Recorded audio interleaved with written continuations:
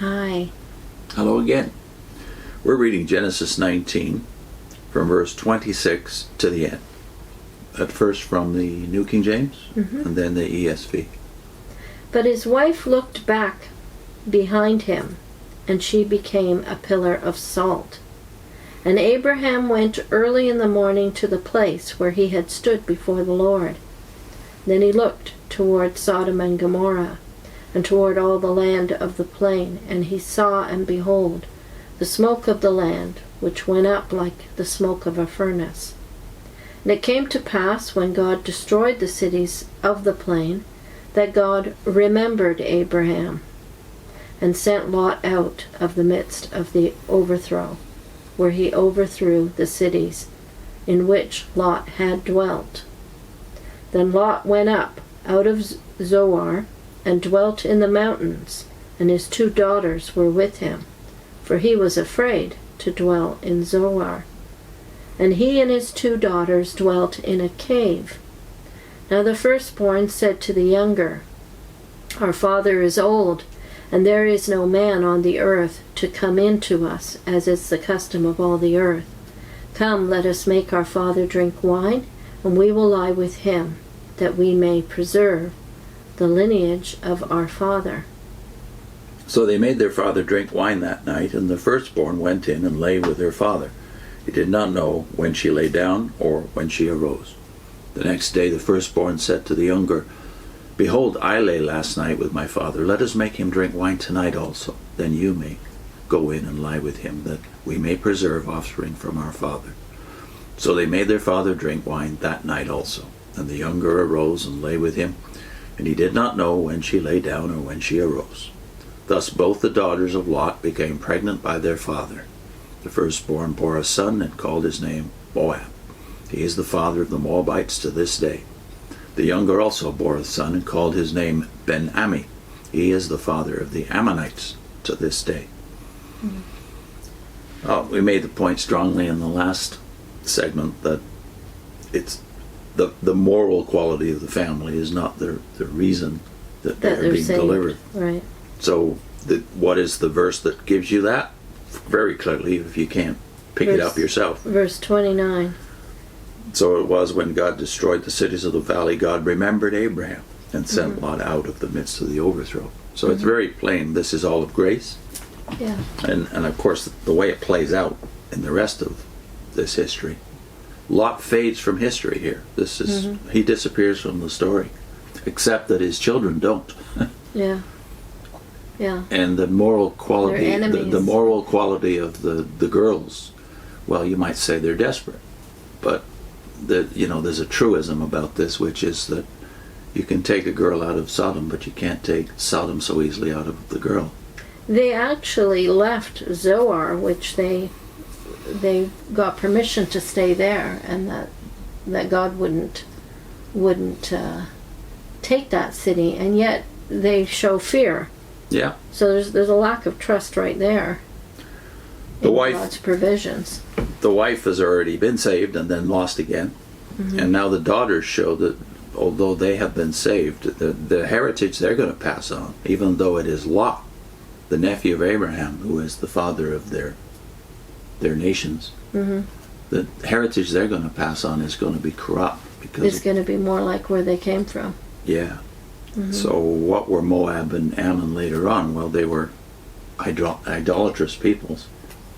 Yeah. And you might remember that they're associated, especially in the Old Testament, with child sacrifice. So they themselves are not Canaanites by birth, but they come like Abraham from across the river. But here they've absorbed the culture of the Canaanites. Yeah. So Moab and Ammon not only become idolatrous, grossly idolatrous peoples, but they become enemies of Israel. So what started out really well as 2 families traveling together becomes nations of hostile peoples living side by side. As indeed later on we'll find out Edom, born of Esau, becomes maybe the most hostile of Israel's enemies, living right next door. So we're going to read some Barnhouse and Griffith Thomas and Kidner. Barnhouse says regarding verse 31, our father is old and there is not a man.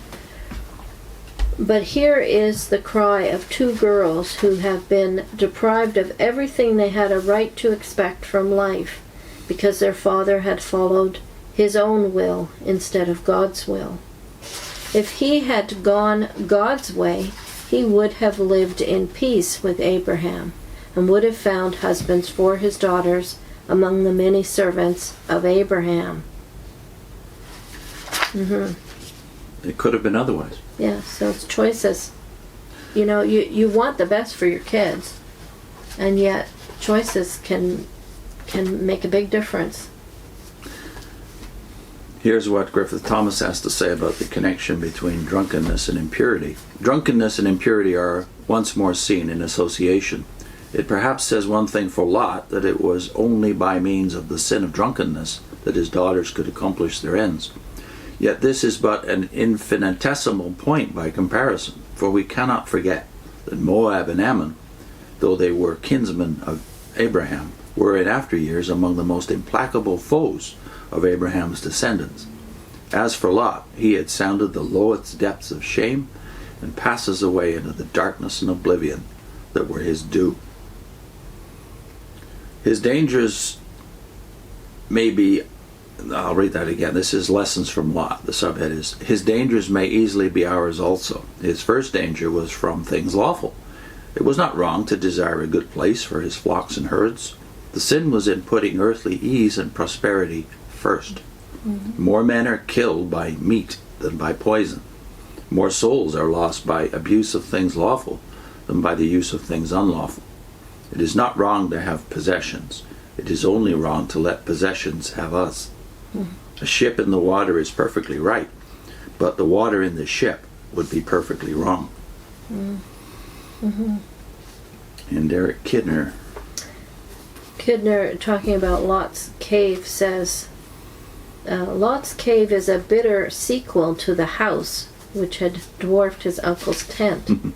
And the little trio is pathetic after the teeming crowd of chapter 13, verse 5, when he's with his uncle. The end of choosing to carve out his career was to lose even the custody of his body. His legacy, Moab and Ammon, were destined to provoke the worst carnal seduction in the history of Israel, that of Baal Peor, and the cruelest religious perversion, that of Molech in Leviticus 18. So much stemmed from a self-regarding choice and persistence in it. when Moab and Ammon, who come up frequently in the prophets, are brought up, there's a lot of references to their wayward religion, but it's interesting that most of the references are to their hostility to Israel. For instance, here in Zephaniah, this is just before the exile, Zephaniah writes this in chapter 2, verses 8 to 11. I have heard the taunts of Moab and the revilings of the Ammonites, how they have taunted my people and made boasts against their territory. So it wasn't just that they hated Israel, but they wanted their land, promised land. Therefore, as I live, declares the Lord of hosts, the God of Israel, Moab shall become like Sodom and the Ammonites like Gomorrah, a land possessed by nettles and salt pits and a waste forever. The remnant of my people shall plunder them, and the survivors of my nation shall possess them. This shall be their lot in return for their pride, because they taunted and boasted against the people of the Lord of hosts. The Lord will be awesome against them, for he will famish all the gods of the earth, and to him shall bow down each in its place, all the lands of the nations. So here you have more than 1,000 years has gone by since the days of the patriarchs. Israel has not been faithful, but they're still his people. In contrast to the fact that Moab and Ammon have never been his people. And he says here that not only will they perish, and I've never met a Moabite or an Ammonite, but their gods, all the gods of the earth will perish, who are not the true God. And on the other hand, the true God, the God of Israel, will finally prevail. I don't think it could be clearer.